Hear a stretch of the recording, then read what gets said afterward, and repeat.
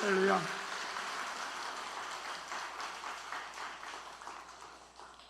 박수로 하는 것은 감사한데 저는 여러분 굉장히 반갑고 처음인 것 아닌 것 같습니다. 저 처음이셔요? 믿는 사람들에게 특징이 축복이 하나 있는데, 세상 사람들이 피를 나눈 사람을 가지고 형제라고 이야기하고 자매라고 얘기하는데, 우리 그리스도인에게 주신 축복이 있습니다. 이 혈연 관계가 아니라 할지라도 이 사람하고 제일 가까운 사람입니다. 하나님의 백성으로서. 그 표현이 뭔지 아셔요? 우리 문화 속에 그게 있어요. 이 사람하고 한솥밥 먹었습니다 하면 더 얘기할 거 없어요. 그죠? 여러분하고 저하고 믿음이 한솥밥 먹는데 왜 이렇게 생소하게 이렇게 쭉 물순하게 쳐다보셔요? 저는 반가워서 막 이렇게 웃는데, 이러한 비밀을 알 때에 세상에 주지 못하는 감격과 기쁨으로 신앙의 길을 갈 수 있는 겁니다. 여러분 혹시 요새 더워서 더위를 피하려고 또 은행에 가시는 분 계신지 모르겠어요. 시원하잖아요, 그죠? 거기 가보면서 딱 하나 신앙적으로 제 자신은 배울 게 있습니다. 창구에 보게 되면 사람들이 앉아가지고 똑같은 행동을 해요. 그죠? 창구에다 돈을 넣어요. 그 창구에 앉은 사람들은 다를 겁니다. 대출금을 받은 사람들, 갚기 위해서 내는 사람도 있고, 미래를 준비하기 위해서 예금하는 사람도 있습니다. 제 3자가 볼 때는 똑같은 행동인데 당사자는 그 마음이 달라요. 그죠? 지난 날을 끄는 사람하고 미래를 준비하는 사람, 우리 그리스도인이 바로 이런 사람입니다. 세상 사람들이 볼 때 똑같은 환경과 역경 속에서 우리가 살아간다 할지라도 우리는 하늘나라를 바라보고 그날을 바라보고 가기 때문에 세상이지 못하는 감격으로 우리가 살아가는 거예요. 이러한 축복, 이러한 비밀을 우리가 너무나 쉽게 잊어버리고 의식을 못한다는 데에 문제가 있습니다. 짧은 기간이지만 말씀을 나누면서 하나님의 자녀의 이 긍지, 이 영적인 축복이 얼마나 우리에게 큰 축복인가, 이것을 같이 깨닫고 회복하고 나누는 아름다운 이 집회가 되었으면 소망합니다. 우리 충북교회가 35주년 됐다고 하는데, 우리 종교개혁이 필요해서 종교개혁했습니다. 금년이 502주년이에요. 그죠? 새로운 개혁을 위해서, 또한 새로운 비전을 향해서 충북교회가 이렇게 다시 감사로 돌이켜보고 미래를 준비하는 기간인 줄 압니다. 교회의 교회다움에 대한 축복의 터전을 더 넓혀나가길 바랍니다. 2017년도 기독교 윤리실천협회에서 한국교회의 현주소를 묻기 위해서 설문조사를 한 게 있습니다. 우리 기독교가 타 종교에 비해서 위치가 어디 있는지 그걸 물었는데, 설문에 응답한 자 중에 천주교가 그래도 낫다, 32.9%가 천주교가 낫다고 대답했습니다. 그리고 또한 불교가 좋다, 22%였습니다. 우리 기독교 몇 퍼센트 것 같아요? 기독교가 좋다 18.9%가 나왔습니다. 우리에게 많은 도전 주는 통계가 아니에요. 그죠? 그러면서 더 나가서 기독교를 신뢰한다 하는 사람의 응답이 29.4%가 기독교는 신뢰한다 하는 대답을 했는데, 신뢰하지 않는다 44.6%가 나왔습니다. 이게 지금 세상에서 우리 교회와 우리 그리스도인을 보는 현주소라고 이야기할 수 있습니다. 우리 혼자 잔치하는 것 아니에요. 깨어 있으라 했습니다. 저는 요새 볼 때마다 굉장히 마음이 답답한 것이, 주님이 말씀하시지 않았습니까? 소금이 맛을 잃으면 다만 버리워져 밟힐 뿐이니라. 요새 정말 크리스찬인 우리가 어디 가서 교회 나간다, 신앙생활 한다는 이러한 분위기, 자랑할 분위기가 안 됩니다. 저는 목회자로서 항상 주일마다 아침마다 감격하면서도 저격감 빠진 지 한두 번이 아닙니다. 우리 대한민국의 크리스찬이 뭐 1000만이다 800만이다 얘기하죠. 그렇죠? 1200만이라고 했지만 지금 많이 적어가지고 지금 1000만에 800만인데 목회자로서는 생각해 봅니다. 우리나라의 고유명절인 추석이나 구정 때 고향을 찾아가고 혈연을 찾아가면서 교통 대란이 있는데, 그렇죠? 그 연휴는 며칠 이어지는 연휴 속에 그렇게 교통 대란이에요. 내 주일날 한번 생각해 보십시오. 아침 7시부터 단시간 800만이 교회로 이동한다는 것 한번 생각해 보셨어요? 그런 생각하면서 신앙생활 하십니까?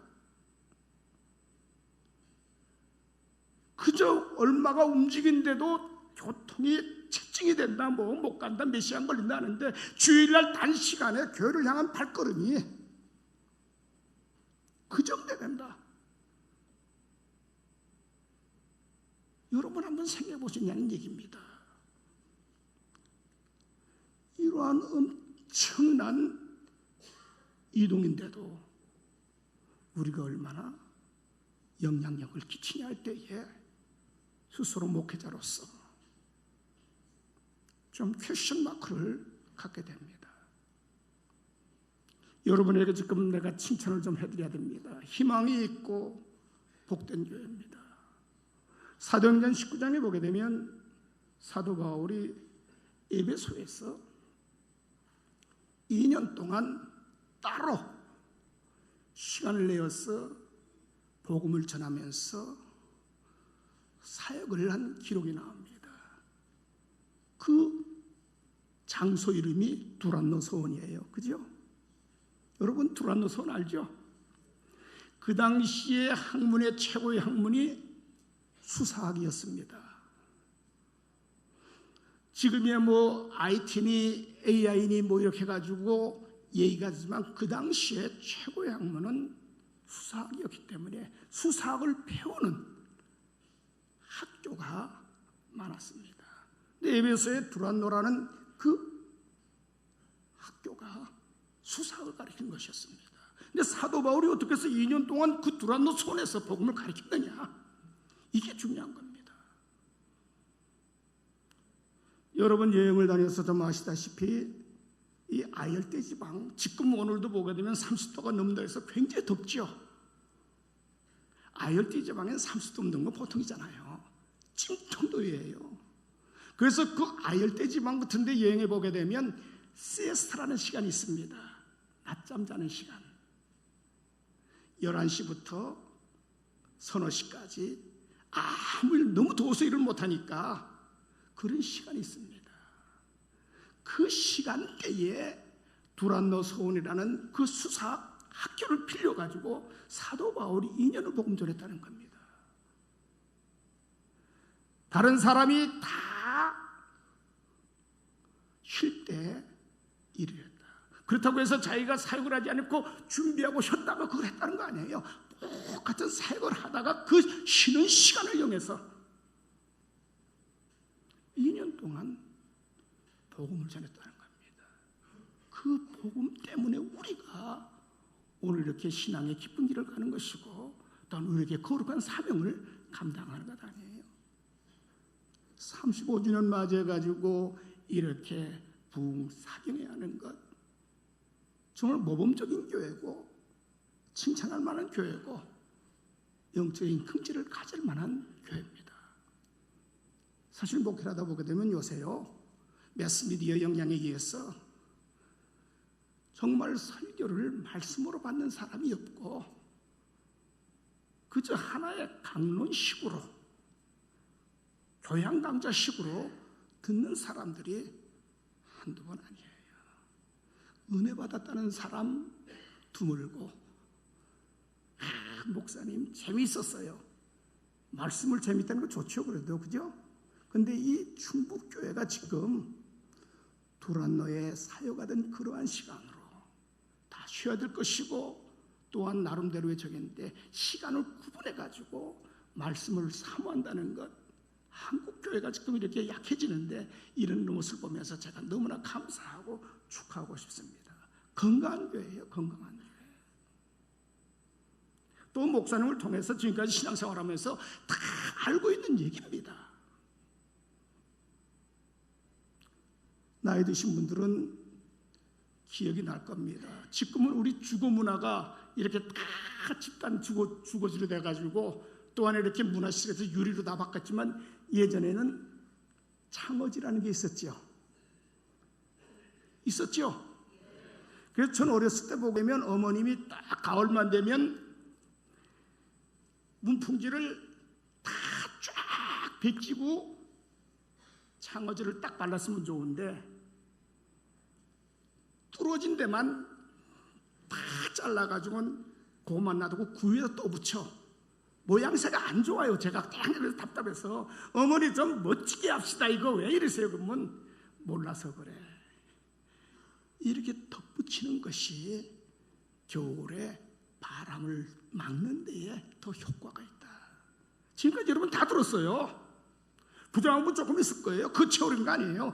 전체 다시 한번 한다는 것은 내 신앙의 성장을 위해서, 도움을 위해서 한다는 겁니다. 이게 복 있는 거예요.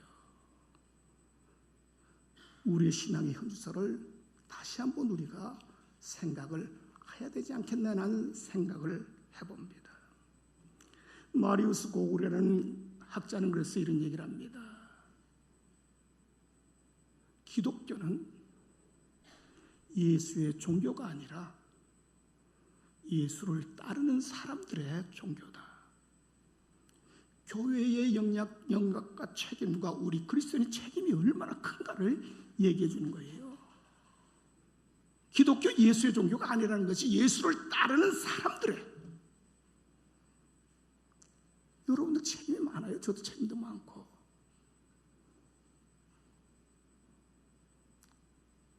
제가 신학 공부할 때 남대문에 뭘 좀 사러 나갔는데 좀 그런 걸 안 봤으면 좋았을 텐데 거기 보니까 여자들이 싸움을 하고 있더라고요. 시장판에서. 근데 여자들 급하니까 머리끄댕이를 잡더라고요. 난 그런 거 진짜, 그러니까 이제 머리를 잡고 잡혀가지고 하는데 주위 사람들이 참 못 보고 본다고 하면서 뭐 이렇게 사람들이 둘러싸서 뭐라도 갔는데 제가 듣지 못할 얘기 들었어요. 내가 교회 나가지 않으면 넌 더 죽었다. 그러니까 하는 소리가 내가 교회가 집사 아니면 넌 더 죽었어. 그러니까 주위 사람들이 그걸 딱 보면서 잘 논다. 교회 나가니까 좀 봐준다는 게 머리끄댕이 잡고 서로. 그리고 내가 교회 집사니까 더 봐준다는 게 이게 뭡니까? 우리 신앙생활 속에서, 신앙이 아니라 일상생활 속에서 이런 것 우리 경험 안 해요? 여러분도 그렇게 안 보여요? 이게 자기 정체성을 모르고 신앙의 감격이 없기 때문에 이런 겁니다. 우리가 오늘 현대를 살아간다고 합니다. 여러분에게 좀 물어보겠습니다. 오늘 우리가 살아가는 이 시대를 어떠한 시대라고 정의하고 싶습니까? 그냥 말씀이나 전하지 왜 이렇게 부담 가게 자꾸 질문하나 그래요? 오늘 사는 우리 시대의 특징이 뭡니까? 여러분 나름대로 있을 거 아니에요. 저 나름대로 네 가지가 없는 시대가 바로 오늘 우리가 사는 이 시대라고 저는 정의하고 싶습니다. 네 가지가 없는 시대다. 첫째는 감동이 없어요. 내가 왜 기뻐하고 슬퍼하고 화를 내는지 이게 정상이 아니에요. 하나님께서는 기뻐할 때 왜 기뻐하는지, 슬퍼할 때 슬퍼할 수 있는 이유가 뭔지 이런 걸 분별할 수 있는 우리 이성을 주셨어요. 그죠? 그런데 이 감동이 없는 시대 뭐예요? 하나님이 인간에게만 주신 그 이성이 병들었다는 겁니다. 우리가 뭐 때문에 기뻐하고 뭐 때문에 슬퍼하고 뭐 때문에 좌절하고 뭐 때문에 화를 내느냐, 이게 정상이 아니에요. 감동이 없는 시대입니다. 또 하나는 책임이 없는 시대입니다. 누구 하나 무슨 일이 생기면 그건 나 때문입니다. 제가 책임져야 하는 사람 없어. 서로 비난만 해. 여러분 당신들하고 손가락질 한번 해보세요. 그러면 상대방은 하나가 잘못했는데 자기는 세 가지를 잘못한 거예요. 여러분일 때. 그죠? 이거 다른 것 아니에요. 책임을 지지 않는다. 도덕적으로 병든 시대입니다. 어디 뿐입니까? 내일 아니면 관심이 없습니다. 극단적인 이기주의의 결과입니다. 여러분 언론을 통해서 한번 이런 이야기를 들었고 접한 줄 압니다. 서울대학교 앞에 사거리 봉천 사거리에서 되어진 일입니다. 어디 유치원을 갔다 오던 어린아이가 그 유치원에서 내려서 건널봉이니까 기다리다 파란불이 켜지니까 길을 건넜습니다. 어린아이는 파란불이니까 건넜는데 운전하는 개인 택시기사가 신호를 잘못 보고 그 어린아이를 치었습니다. 얼마나 놀랐겠어요. 피순애된 어린아이를 딱 안고는 급한 대로 딱 보니까 그 건널목 앞에 병원이 있는 거예요. 걔를 들고 와서 치료해달라고. 그러니까 병원의 원무과에서 접수하면서 보호자가 누구냐? 보호자가 없기 때문에 지금 치료가 안 된다 하는 거예요. 이 개인 택시기사는 얼마나 답답했겠어요. 생명의 경각인데 그런 사고를 냈으니. 그래서 그 어린아이를 안고 다시 자기 차를 가지고 이 병원 저 병원 다녀도 똑같은 보호자가 없다. 심지어 그래서 마지막에 신촌 세브란스 병원에서 그 어린아이는 생명을 거뒀습니다. 그래서 이제는 그 아이의 보호자를 찾기 위해서 찾아보니까 제일 처음에 들어갔던 병원의 병원장의 딸입니다. 이게 바로 우리가 사는 오늘 현주소예요. 내일에는 관심이 없어요. 우리 믿는 신앙생활하면서 교회도 그렇잖아요. 그거 다른 사람이 다 해. 할 사람이 있어. 이게 바로 우리가 가지고 있는 문제입니다. 극단적인 이기주의 하나님 원치 않습니다.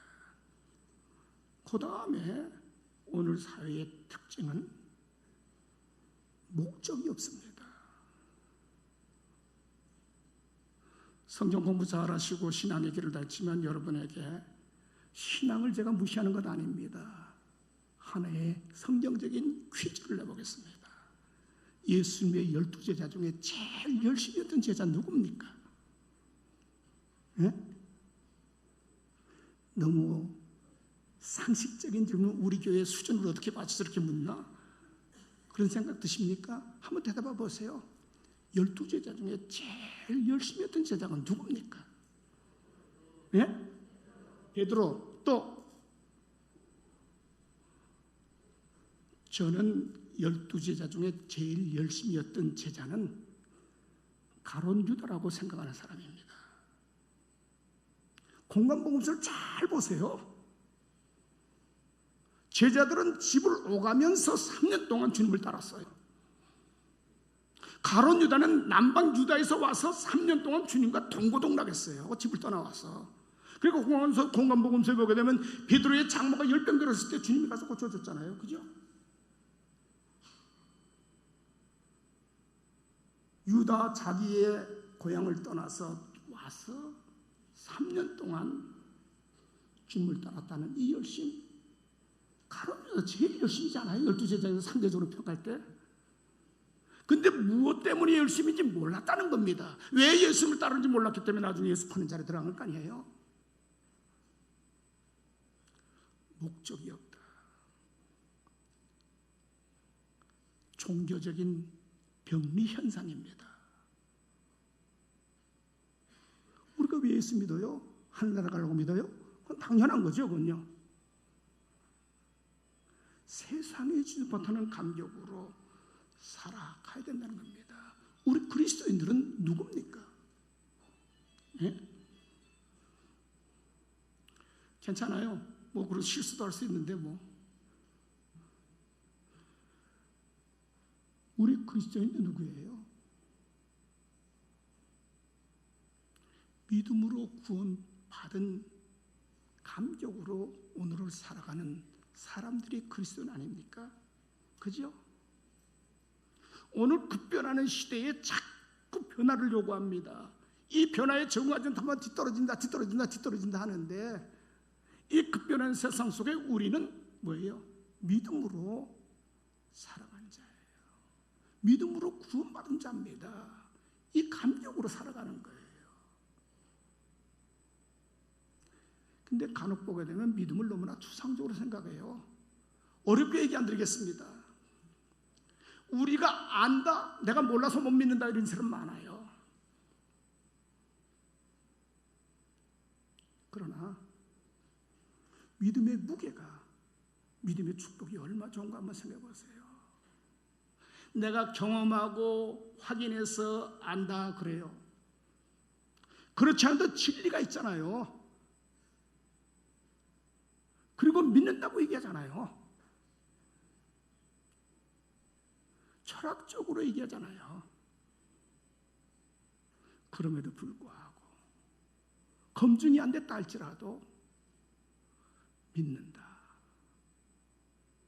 여러분 주위의 사람들이 여러분을 알아주는 게 좋습니까? 믿어주는 게 좋습니까? 어느 게 더 뿌듯해요? 이 믿음의 무게가 이렇게 큰데도 믿음의 축복을 모르고 살아가요. 세상 사람들이 다 간다 할지라도 우리는 믿음으로 구원받았기 때문에 믿음의 그 축복으로 오늘을 살아간 거예요. 믿음의 눈이 얘기해요. 근데 우리 인간들이라 만물의 영장으로 생각하면서 착각을 해. 우리의 인간이라는 것은 한계 내의 존재입니다. 여러 가지 얘기할 수 있지만 그 중에 능력이 있어서 한계예요. 생각은 많지만 내가 할 수 있는 건 정해져 있어. 특히 시간성에 있어서 정해져 있습니다. 의학의 발달되어서 뭐 오래 산다 하지만 100년 넘는 사람 드물어요. 그죠? 시간성에서도 한계 내의 존재예요. 근데 이걸 모르고 살아가는 게 문제잖아요. 저는 대학 시절에 아주 좋은 경험을 했습니다. 친구들하고 설악산에 같이 갔습니다. 가까운 친구들 서너 명하고 같이 가서 그 내설악도 보고 좀 이렇게 돌아오자고 해가지고 그 강원도 지금이야 뭐 고속도로가 다 뚫려서 당일 뭐 하루 거리도 되지만 그 당시는 그저 그런 거리가 녹록한 거리가 아니었어요. 대관령 넘어가고 막 해서 양양에서 하룻밤을 잤습니다. 그리고 한계령 정상에서 해가 뜨는 것을 보자고 해서 양양 밑에 숙소에서 친구들과 잤습니다. 아침 일찍 일어났더니 안개가 좀 끼고 비가 부슬부슬 내렸습니다. 친구들은 하는 얘기가 올라가 봐야 일출도 못 본다 이제. 고생만 한다. 나는 여기 있겠다. 다들 그래요. 그런데 저는 그렇게 먼 길을 왔기 때문에 못 본다 할지라도 그 한계령 정상은 가보고 싶었어요. 그래서 비가 부슬부슬 내리는데 친구들이 바보짓 한다고 막 그러는데 제가 차를 탔습니다. 계속 가는데 비가 부슬부슬 내리고 이렇게 운무 같은 게 안개가 껴가지고 있는 거예요. 그런데 차가 8분 능선 정도 올라가니까 위에는 맑은 거예요. 밑에는 이렇게 구름이 껴가지고 비 오는 거고. 그때 제가 그 경험하면서 인간이라는 이런구나. 당장 눈앞에서 이게 비가 오고 이슬비가 내리고 뭐가 내리니까 해 못 본다. 새롭게 위에 그저 8분 능선 위에서 딱 환해지는 걸 보면서 제가 이게 바로 우리 한계구나. 이런 거 여러분 뭐 여행하다가 비행기에서 보잖아요, 그죠? 근데 왜 이런 걸 인정 못해요? 우리가 한계 내 존재인데 모든 것 다 하면서 눈에 보고 확인해야 된다는 거야, 이게. 얼마나 교만해요, 우리가.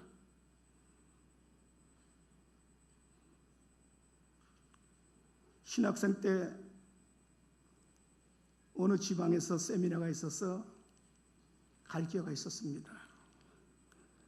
청량리에서 기차를 탔는데 지금이야 뭐 이 열차의 의자가 돌아가기도 하고 뭐 하지만 옛날에는 나무로 딱 고정돼 있어서 앞에 둘, 자기 앉은 자리에 둘 이렇게 돼 있었죠, 그때. 기억나셔요? 그 당시였어요. 제가 청량에서 기차를 딱 탔는데 올라가서 자리를 잡았습니다. 그랬더니 아기를 업은 아주머니가 어린아이를 또 하나 들고는 이제 힘들게 올라오시더니 제 옆자리에 앉으시는 거예요. 근데 기차가 출발할 쯤 되니까 등산을 가는 대학생의 복장에 젊은이들이 탔습니다. 근데 우리 한국 사람들이 너무나 유교적이라 아까도 말씀드렸지만 좀 웃고 인사하면 얼마나 좋아요, 그죠? 서로 눈 딱 마주치면 쓱 피하고 앞에 있는데도. 근데 이분이 아주머니가 크리스찬이었습니다. 가면서 이제 젊은 애들한테 예수 믿으라고 얘기하고 하는데 이 가방끈이 좀 짧은 분이었어요. 젊은 애들이 논리적으로 안 맞잖아요. 나중엔 그 젊은 애들이 그 아주머니를 막 우역다짐식으로 하나님 보여주면 믿겠다는 거예요. 이 아주머니가 얘기를 못하더라고요. 저는 가만히 듣고 있다가 나도 여기 대화에 좀 껴줄 수 있겠느냐 했더니 아주 젊은 애들이 기분 의기양양해서 하라고 첫 마디가 난 그랬어요. 너희들 정신 나간 놈들이라고. 예? 무슨 이런 얘기를 하냐고. 너희들 정신 나간 놈들이라고.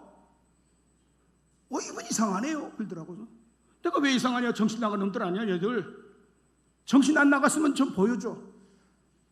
정신을 어떻게 보여줍니까? 이게 바로 우리 현주소예요.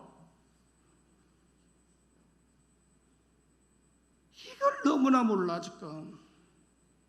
세상 똑같은 크리스찬이라고 다른 데서 환경에서 사는 거 아니에요. 똑같은 환경이에요. 똑같은 문제가 부딪히고. 그런데 여기서 역사를 주관하신 분이 누군 줄 알기 때문에 요동치지 않는 거죠, 이게. 바로 이게 우리의 축복 아니에요? 이게 신앙의 축복 아니에요? 이게 믿음의 축복 아니에요? 너무나 눈에 보이는 것만 가지고 판단을 하려고 하는 겁니다. 잘못됐죠. 우리의 믿음의 가치, 축복, 무게 이거 한번 잘 생각하면서 점검하는 이 시간이 되었으면 합니다. 오늘 보게 되면 그래서 우리가 너무 잘 아는 룻의 삶에 대해서 나옵니다. 룻이 어떠한 여인입니까? 나오미 시어머니가 엘리멜렉 남편하고 두 아들 기론 말론하고 살다가 하나님의 백성이 하나님의 주신 축복의 땅 베들레헴에서 살아야 되는데 기근이 있으니까 그걸 피하기 위해서 어디로 가요? 모압으로 갑니다. 모압으로 가가지고 기근은 면했습니다. 그렇죠? 거기다 가서 또 두 며느리도 봤어요. 선택은 정말 잘했구나. 10년이 지나 보니까 남편 앞세요. 두 아들 며느리까지 다 보니 두 아들 앞세요. 그때 나오미가 하나님의 백성의 자기 정체성을 깨닫는 겁니다. 아니다. 내가 베들레헴의 하나님의 축복 땅에서 모압으로 건너왔지만 모압이 이건 아니다. 다시 베들레헴으로 가자 하면서 두 며느리에게 그 경계선에서 이야기하는 말씀이 오늘 말씀이에요. 우리가 보게 되면 살아가는 과정 속에 세상적인 얘기에 쉽게 수긍을 해. 오늘 나오미가 두 며느리에게 뭐라고 얘기합니까? 수고했다. 그러나 너희들은 젊었으니 갈 길이 있으니 너희들의 길을 가라. 이런 시어머니 어디 있어요? 그죠? 그런데 뭐예요? 오르바는 그 얘기에 듣고 모압 땅에 몸을 넣고, 룻은 모압에서 경계선을 넘어서 베들레헴 글로 가서 다 혈통에 중조할머니 되는 것 아니에요? 그죠? 여기서 우리의 신앙을 볼 수 있어요. 똑같이 모여서 신앙생활해요. 흉내내요. 그대로 다 며느리로 생활했어요. 그죠? 그런데 오르바는 남편을 잃고 이제 너희들이 고생하겠구나, 이제는 바로 가거라 하면서 길을 내줍니다. 세상의 방법으로 설득력으로 설득당해서 모압 지방에 머뭅니다. 그러나 룻은 아닙니다. 어머님의 백성이 나의 백성이요, 어머니의 하나님이 나의 하나님이요, 어머니가 눕는 곳에 나도 묵겠습니다. 같이 오르바하고 생활했지만 생활만 했지 오르바는, 룻은 시어머니의 하나님이 누군지를 알았기 때문에 그런 결단한 거예요. 우리가 섬기는 하나님이 누군지를 알아야 될 것 아니에요, 우리가요. 그러면 세상에 주는 것보다 더 흔들릴 거 없어요. 그래서 모압에서 베들레헴으로 넘어갑니다. 이 경계를 넘는 게 믿음이에요. 세상의 유혹에 수긍하는 건 실패입니다. 똑똑한 사람이에요? 아니에요. 저는 똑똑한 사람하고 지혜로운 사람하고 구분한 사람입니다. 똑똑한 사람, 눈앞에 이익이 있으면 딱 잡습니다. 자기의 이익이 안 되면 모르지 합니다. 똑똑한 사람이에요. 지혜로운 사람이 누군 줄 압니까? 끝을 아는 사람이에요. 끝. 우리 근세 후기 사회에 보게 되면 동시대 인물 중에 월남 이상재 선생하고 매국노 이완영이 있습니다. 여러분 아시죠? 저는 지금 정치가 이 정도로 어지러질 때 항상 아쉬움이 있어요. 월남 이상재 선생 같은 사람만 있다면 그래도 정치는 좀 그래도 중심을 잡아가겠구나. 월남 이상재 선생님은요, 연동교에서 장로로 피택됐는데 장로 임직은 안 하고 있다가 돌아간 지 최초로 우리나라 사회정을 하신 분인데, 그분은 다 존경받아요. 근데 월남 이상재 선생 삶 우리가 진짜 본받아야 돼요. 그분이 후손에게 유산을 남겨줬습니다. 우리나라에 지도자라는 사람들이 유산 많이 남겨줘요. 근데 이 월남 이상재 선생은 후손들에게 유산을 남긴 때 그 물질을 남겨준 게 아니라 쌀 몇 마를 빚으로 남겨준 거예요. 이거 존경할 만한 거 아니에요?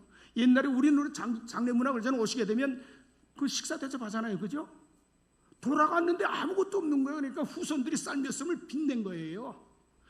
그리고 장례 치르고 나니까 쌀 몇 섬이 빚으로 자기 유산을 남은 거예요. 이 월남 이상재 선생님의 생활입니다. 이완영이 어땠어요? 눈앞에 이익을 보면서 당대에는 떵떵거렸어요. 그러나 역사 앞에 지금 이렇게 되잖아요. 하나님께서 저에게 안식년을 허락하셔서 제가 미국에 가가지고 막 귀국할 때에 어떻게 제가 아틀란타에 좀 가 있었는데 이 캘리포니아 지역에 어느 목사님, 모르는 목사님이 저한테 전화 왔어요. 목사님, 우리 교회 와서 부흥회 좀 해주시면 좋겠습니다. 들어오는 날짜 얼마 안 남겼는데 그래서 잘못하셨습니다. 저는 부흥사가 아닙니다. 사경회를 하자면 사경회를 하겠는데 아니 그래도 오시래. 그 무상 하는데 못 간다. 그랬더니 첫마디가 나 그 교회 규모도 몰랐어요. 어떻게 되는지. 우리 교회에 규모가 작아서 안 오십니까? 얼마인지도 모르고 나 그거 간다 내가. 그래서 제가 갔어요 거기. 집회를 하면서 첫날에 우리 인생이라는 것은 흔적을 남기는데 눈앞에 보이는 이익만 보게 되면 정말 부끄러움이 하나도 없다. 그래서 제가 이완영하고 월남 이산재 선생을 비유로 얘기했어요. 혹시 여러분들 이완영 묘소 가봤어요? 전 대학 때 가봤어요. 역사에 관심이 있어서. 봉일로로 가다 보면 봉일천이라는 데가 있습니다. 봉일천에서 오른쪽으로 올라가게 되면 지금 많은 저기 주택이 들어서고 이제 공장 같은 게 들어서서 그런데 그쪽에 이완영 씨의 무덤이 있습니다. 갔어요. 갔더니 비석은 쓰러져 있고 비석이 이빨이 나가 있는 거예요. 진짜 이완영의 묘소인가 해서 동네 사람한테 물어봤습니다. 이게 이완영 씨의 묘소 맞냐고.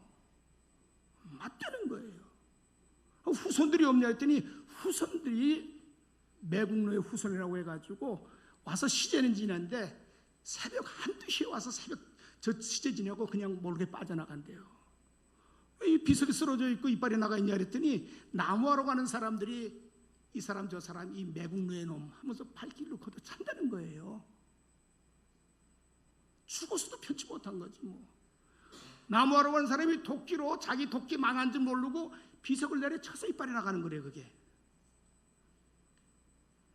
죽어서도 이런 거예요.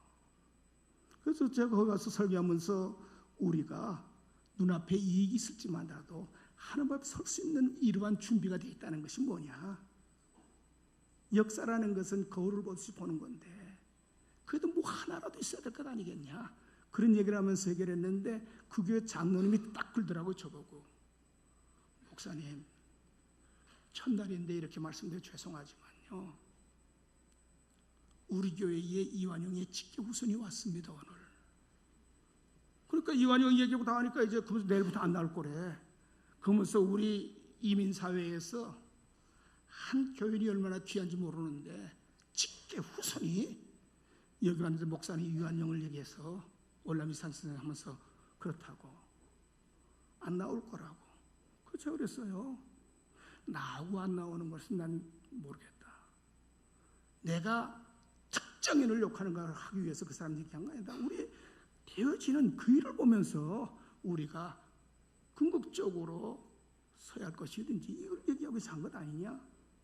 근데 그 3일 동안 집회하는데 나중에 다 그러더라고요. 그분이 누군지 모르겠는데 끝났는데 장로님이 그러더라고요. 목사님 그래도 집회까지 다 왔습니다. 그럼 누군가 인사를 시켜 합시다 했더니 딱 하더라고요.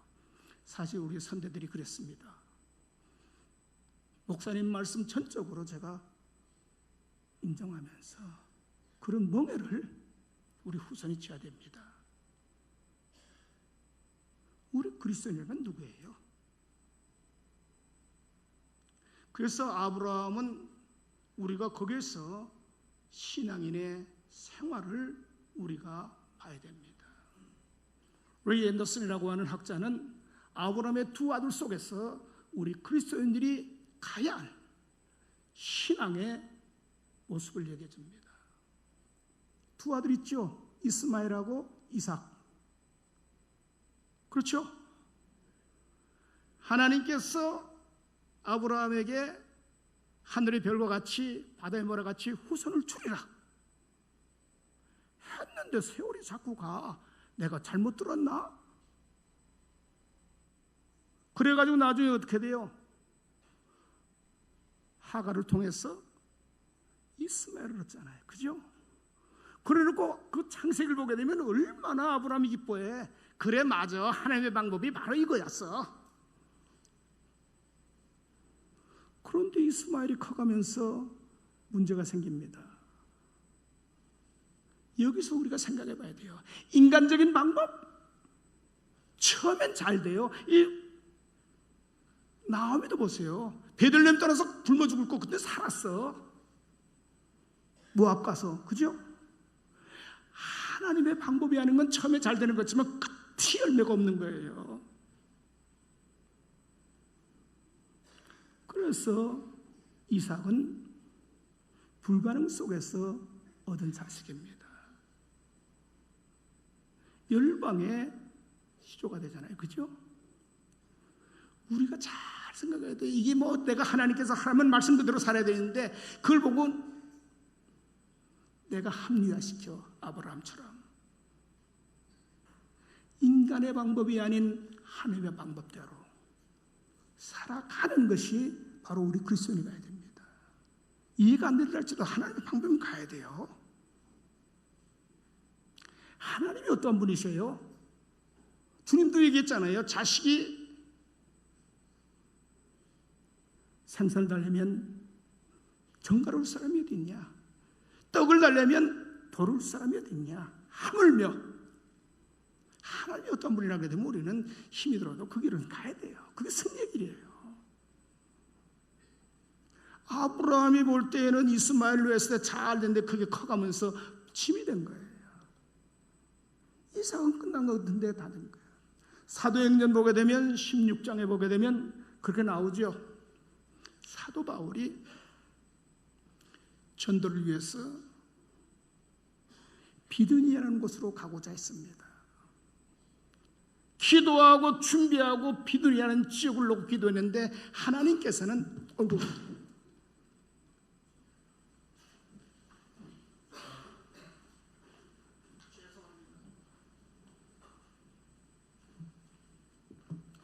하나님께서 그 길을 막았어.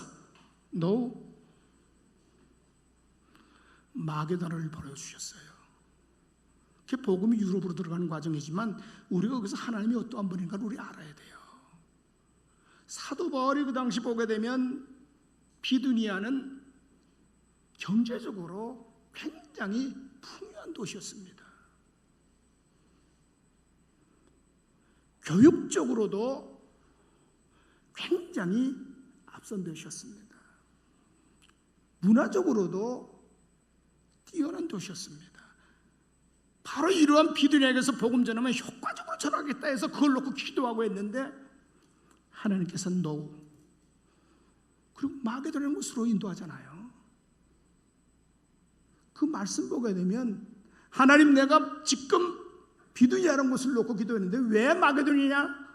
그 얘기 없어 그냥 순종해서 갔어요. 사람이라는 항상 이렇게 부끄러운 게 있어요. 가보고 깨닫는 거예요. 마게도에 가보니까 비두니아라는 도시하고는 애들 말 맞다나 게임이 안 되는 거예요. 문화적으로, 경제적으로, 교육적으로 비두니아보다 훨씬 앞선 도시였어요. 그 복음의 효과죠. 하나님이 어떤 분인가 알면 우리는 근데 그거는 꼭 체험하고 알아. 믿음의 선진대로 따라가면 되잖아요. 혹시 여러분들 바둑은 떠보셨어요? 전 바둑 몰라요. 근데 그 바둑 두는 사람들이 그 얘기를 하더라고요. 하수가 고수한테 이기는 길은 딱 하나 있다. 흉내바둑 뜨면 이긴대요. 한 점. 마지막 개가할 때 고수가 놓으면 그대로 따라서 흉내바둑을 딱 두게 되면 마지막 개수할 때 한 점을 이긴대. 우리가 못한다 해서 믿음의 선진대로 살아간 대로 가게 되면 우리가 한 점 이기는 거 아니에요? 그렇잖아요. 저는 목회하면서 훌륭한 목사님들 자서전 많이 읽었어요. 그리고 어디 지방에 가게 되면 훌륭한 목사님 계시면 가서 인사드리고 꼭 한두 마디 제가 좀 도움되도록 듣고 오고, 내가 그런 능력이 없어도 그분들의 한 흉내를 그대로 정말 따라가게 되면 그분보다 한 점 이기겠구나 계수하면 바둑의 원리 속에서 한 번씩 따라가야 될 거네요. 하나님이 어떠한 분인가를 알게 되면 우리가 그렇게 쉽게 세상의 눈에 봐서 좌절하고 쓰러지고 이런 것 아니에요. 오늘 말씀 보세요. 오르반은 정말 똑똑한 사람입니다. 자기 시댁이 어떠한 사람인지 알잖아요. 시댁이 어떠한 데인지 알잖아요. 시댁이 베들레헴에 살다가 정말 기가 걱정되어서 자기 나라를 건넌 사람이에요. 그죠? 시댁이 세상적인 얘기로 베들레헴은 시댁이 남기는 땅 한마디가 없는 곳이에요. 그리고 또 보게 되면 이스라엘 사람들이 어떤 사람들입니까? 이방인들은 개돼지 취급하는데 가가지고 멸시 천대만 남겨있는 것이 베들레헴 아니겠어요? 그죠? 그러고 가서 자기 젊은 나이인데 호강할 건 없고 시어머니를 모셔야 할 환경입니다. 그러니까 계산 딱 해보니까 오르바는 이건 아니다 생각해서 딱 그 경계에서 돌아섰어요. 그죠? 그렇다고 오르바가 부도간 여인이라고 얘기할 수는 없어요. 남편 돌아간 뒤에도 시어머니하고 같이 살았어요. 모셨어요. 그죠? 세상적으로 그냥 욕할 사람 아니에요. 그냥 신앙적으로 잘못된 거지. 그러나 룻은 어땠어요?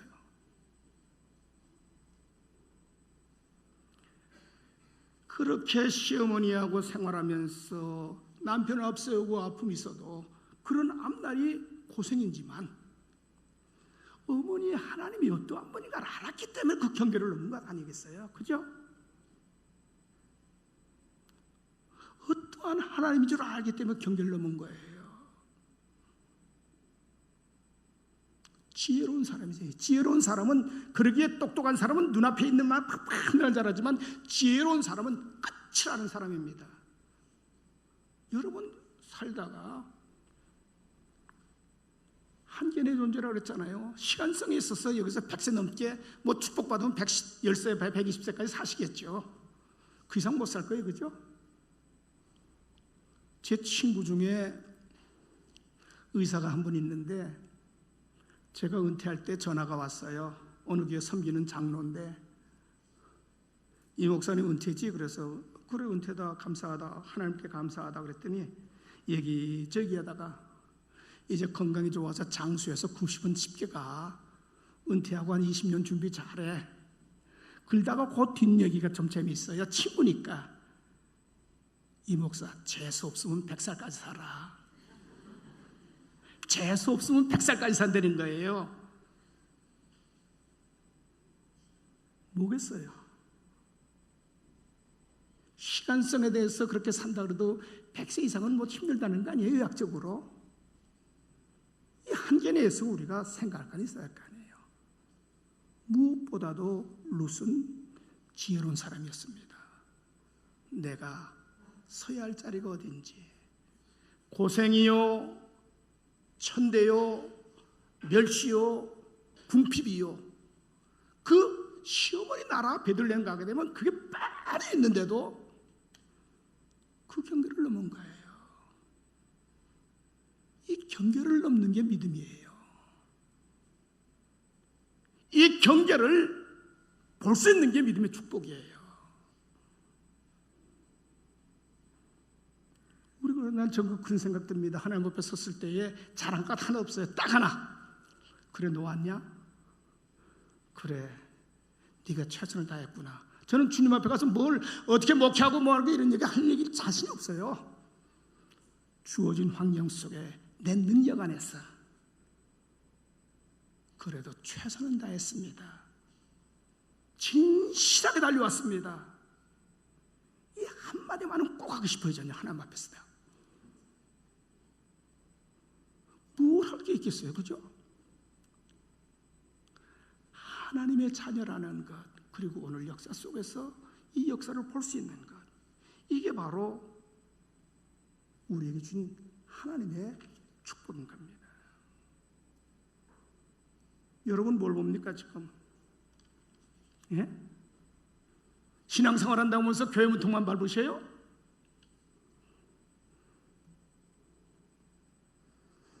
아브라함의 자녀 이스마엘, 이삭, 우리의 유혹이 있다 할지라도 이삭의 영성을 선택해야 될 것 아니에요? 그죠? 그렇지 않아요?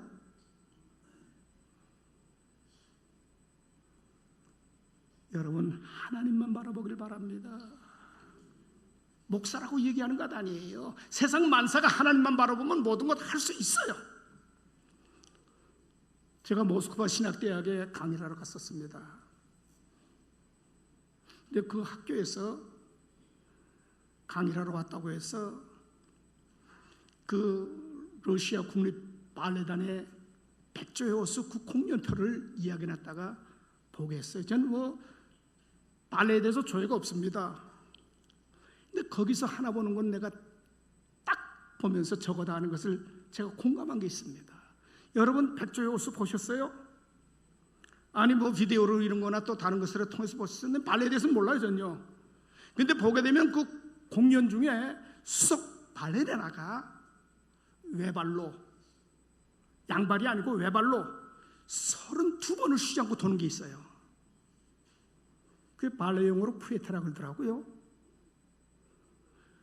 야, 우리는 선자리에서 몇 번만 들어도 어지러지는데 그냥 한 번도 쉬지 않고 52번을 돌아서 너무나 감격했어요 제가.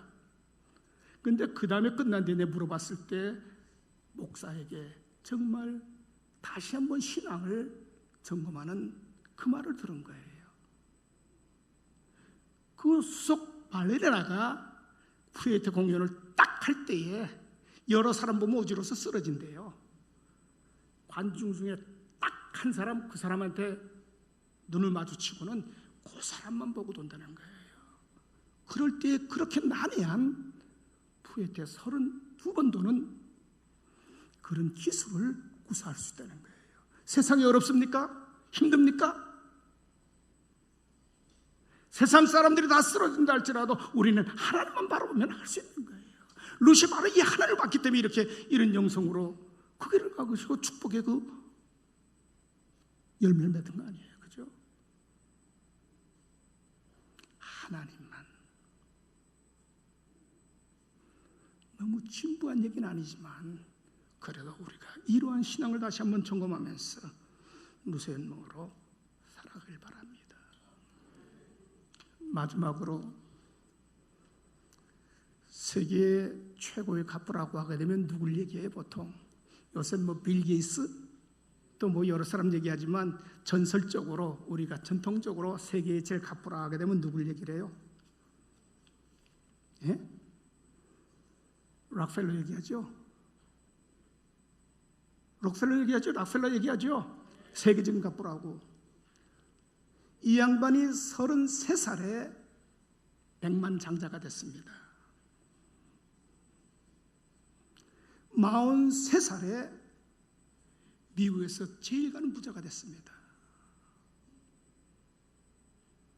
53살에 세계에 제일 가는 갑부가 됐습니다. 그런데 의사를 통해서 당신이 55살 이상 살기가 힘들 겁니다 하고 사형 선고를 받다시피 한 거예요. 세계 최고의 갑부가 됐는데 앞으로 당신이 55살 못 넘기겠다, 1년 산다. 얼마나 충격적인 얘기예요. 여러분들 뉴욕 가보셨어요? 락셀러 센터 보시고 리버사이드 철치 같은 거 보세요. 엄청나게 그 사람 주의를 위해서 그 락펠러 의료재단을 만들어가지고 발전도상국의 그 사람들을 계속 도와주잖아요. 그 양반이 그 얘기를 들었어요. 53살 때 이유 없이 눈썹이 빠진 거예요. 머리숱이 빠지고 제대로 음식이 넘어가질 않고 세계에 제일 가는 갑부가 겨우겨우 우유 반 컵에 크래커 한쪽 그걸로 연명을 하는 겁니다. 그렇다고 해서 록펠러가 11조 생활하지 않은 건 아니에요. 나중에 그의 기록을 보게 되면 자기의 그룹에 온전한 1센트라도 하나님의 것을 띄어서는 안 된다고 해서 그 11조 전담 직원만 제가 지금 기억이 없는데 23명인가 42인가 돼요. 11조만 전담하는 그런 사람이었어요. 그런데 이제 눈썹이 빠지고 입맛이 없고 머리숱이 빠지고 기력이 빠지니까 이제 1년을 넘지 못하니까 얼마나 괴로워. 주일날 가서 다 봉사 다 했어요. 교회 출석했어요 다. 이거 아니지 않습니까? 하나님 이거 아니지 않습니까? 그 얘기를 듣고는 이제 너무나 밤잠을 못 자는 거예요. 그러다가 침대에서 하나님 이거 아니지 않습니까? 하고 깨달음이 있어서 소리를 지르니까 옆에 누웠던 부인이 떨어졌대. 침대에. 그 기록 보면 얼마나 충격이었으면. 그때부터 형식적인 신앙을 점검하고 좀 더 바로 가야겠다. 신앙의 구조조정을 한 거예요. 55살까지 뿐이 못 살다고 한다는데 그 양반의 기록을 보면 98살까지 살았어요.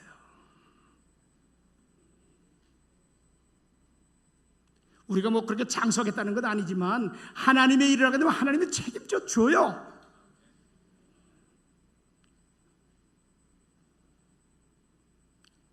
루시바로